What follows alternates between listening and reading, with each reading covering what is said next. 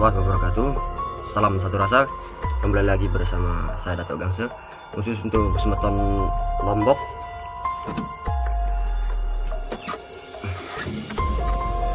Oke, jadi gini ceritanya. Pada kejadian waktu yang lalu, setahun yang lalu, pada kejadian gempa Lombok itu, baru sekarang saya bercerita.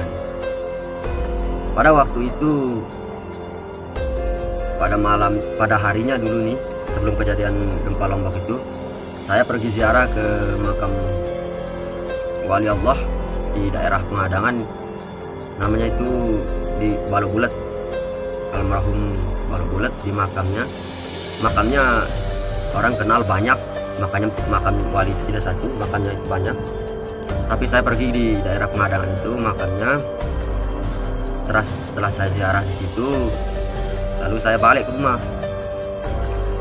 Nah,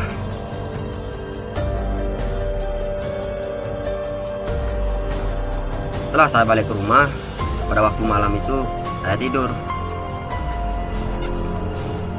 Saya tidur kira-kira pukul 11 saya tidur. Dan saya bermimpi mendaki gunung sendirian. Saya bermimpi mendaki gunung sendirian. Lalu saya melihat banyak orang menggunakan sepeda motor menaiki Gunung Rinjani.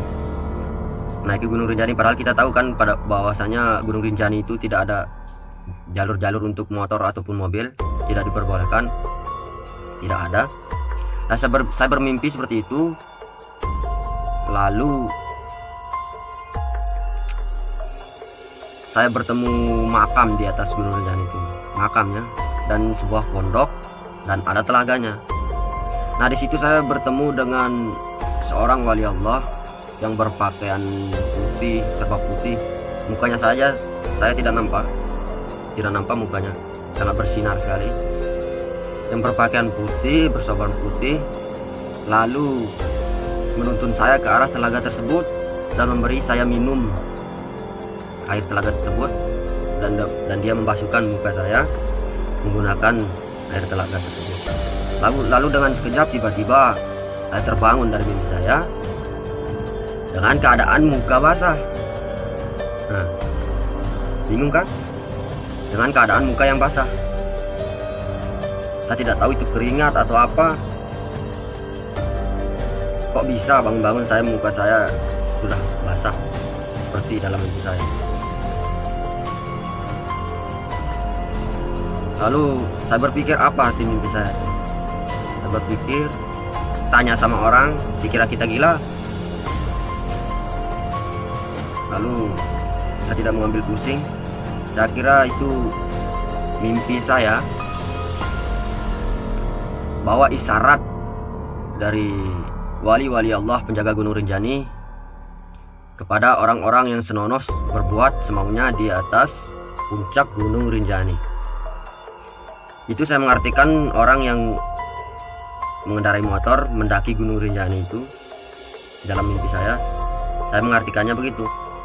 Orang yang senonoh mendaki Gunung Rinjani. Itulah kenapa terjadi gempa. Nah, setelah itu saya lanjut tidur. Paginya ribut. Paginya itu ribut gempa. Rumah saya yang paling rapuh tapi tidak tumbang.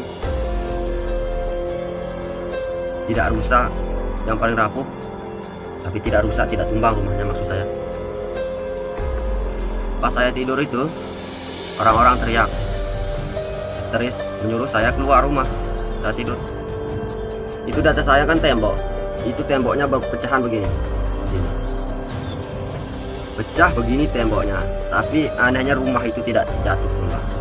Banyak rumah-rumah yang tumbang di sekitar kampung, di kampung sebelah.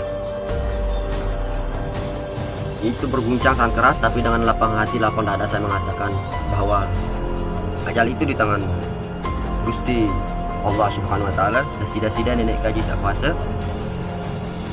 Sabar pasrah diri. Mati-mati sudah.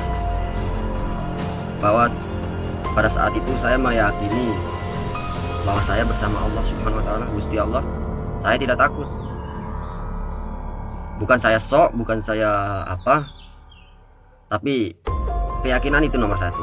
Intinya itu, bila kita yakin, insya Allah tidak ada yang tidak mungkin. Manjadda wajadda, siapa yang bersungguh-sungguh dalam keyakinan, maka dia akan mendapatkannya. Kun fayakun, la hawla wala quwata illa billahil aliyul azim. Jadi seperti itu kronologisnya saat saya bermimpi sebelum gempa Lombok itu. Anehnya yaitu, saya tidak sempat menceritakan mimpi saya, langsung datang gempa pada waktu pagi. Untung satu kampung itu selamat, masih dilindungi oleh Allah Subhanahu wa Ta'ala melalui syariat perantara wali-wali Allah menjaga Gunung Rinjani.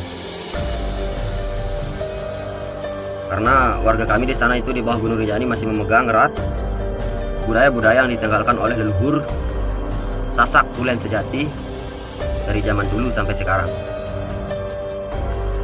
Ya, seperti itulah kronologisnya.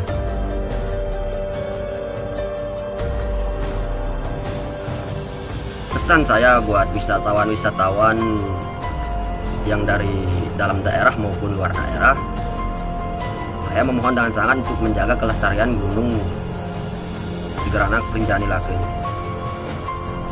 Jangan berbuat senonoh lagi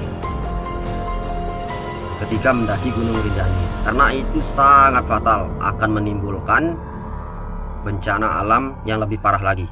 Ini masih peringatan, itu masih peringatan. Saya minta tolong dengan sangat ini untuk lebih sopan lagi kalau mendaki Gunung Rinjani, karena kami warga di dusun Timbanuh bawah Gunung Kaki Rinjani sangat menghormati budaya, adat istiadat dalam mendaki Gunung Rinjani.